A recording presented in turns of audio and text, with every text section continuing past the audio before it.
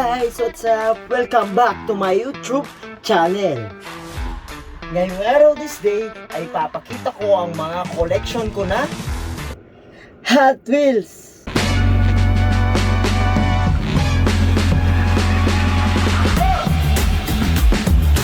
Ang Hot Wheels na ipinakilala ng Mattel noong Mayo 18, 1968 ay inimbento ni Elliot Handler.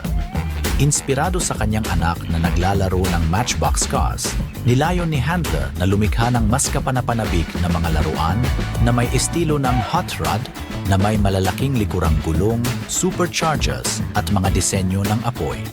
Sa tulong ng inhenyerong si Jack Ryan, mabilis na sumikat ang Hot Wheels dahil sa kanilang malikhaing disenyo.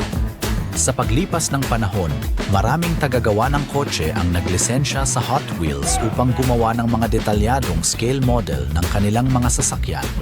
Bagaman orihinal na nila yon para sa mga bata, nakakuha ng malaking tagasunod mula sa mga kolektor na adulto ang Hot Wheels na nagdala sa Mattel upang gumawa ng mga limitadong edisyon na modelo. Noong 1997, pinatibay ng Mattel ang kanilang dominasyon sa merkado sa pagbili ng Tyco Toys, Hot Wheel Collection. So yun, ang una natin gagawin ay idikit lahat ng to sa dingding kasi natanggal to nung isang araw na wala yung hook, yung pagkadikit ng hook. Hindi ko na lang naipakita yung pagdidikit ng hook kasi medyo matagal yung proseso, lalo na yung paghahantay sa matuyo ito. Pero ngayon, ilagay na natin.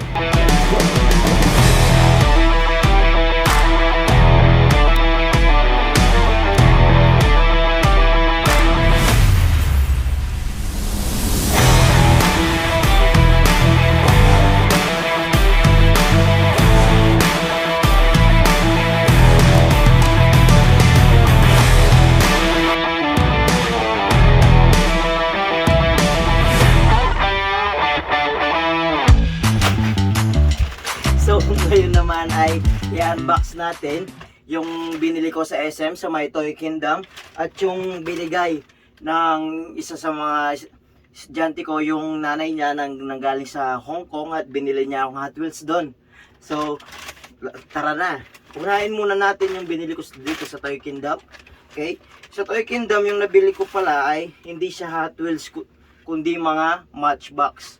Okay? Kasi walang stock na Hot Wheels. Nasakto, nag-restock sila sa Matchbox and nagustuhan ko yung mga stock nila ngayon. Alam nyo naman, ang number one na kinukolek ko ng Hot Wheels is mga pickup truck, di ba? So, nakita ko yung restock nila, halos mga pickup truck, ang gaganda. Okay? Ito yung una. Yung una natin ay yung 1977 Ford Courier Truck. Itong red na to. Okay? And then yung pangalawa naman is ito yung Toyota Land Cruiser. Okay. And then yung pangatlo naman is ito yung Silverado. And yung panghuli natin is yung Stepside. Stepside ba to? Okay, Stepside na pickup truck.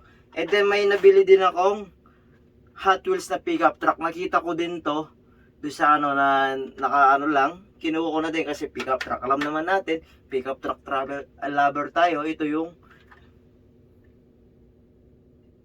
SY Clone. Ito yun. Okay. Ngayon naman, i-unbox natin or bubuksan natin yung binigay ng isa sa mga parents ng aking mga estudyante. Okay. Shoutout sa iyo, Tita Pongs, na pinakamagandang tita sa buong mundo. Thank you po sa binigay niyo po sa akin. So, ito po sila. Premium cards po ito ng mga Hot Wheels na nanggaling sa Hong Kong. Ito po yung una, yung pickup truck ng Toyota.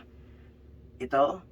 Yan po yun. Sobrang ganda na po. And then, ito po yung pinaka-nagustuhan ko. Ang 2017 Ford F-150 Raptor. Yan. Okay. Alright. At ang huli natin gagawin ay ayusin natin ang mga collection kong diecast base sa kanilang kulay para magandang tignan sa ating mga mata. Okay, let's go!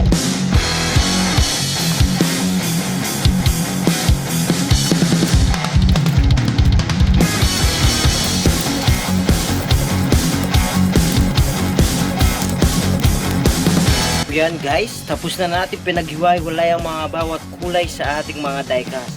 After nito, ilalagay na naman natin ito ulit sa ating display para makita na natin ang resulta. Okay.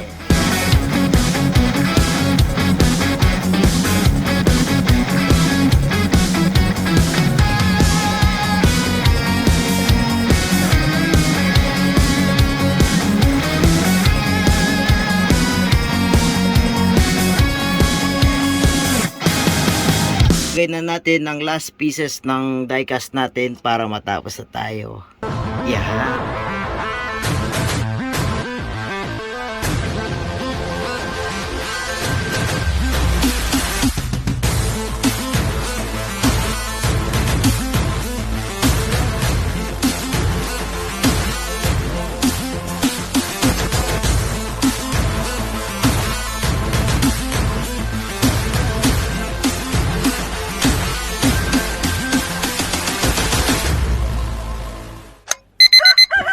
So yun guys, what's up? Yun, nakatulog na ako kagabi.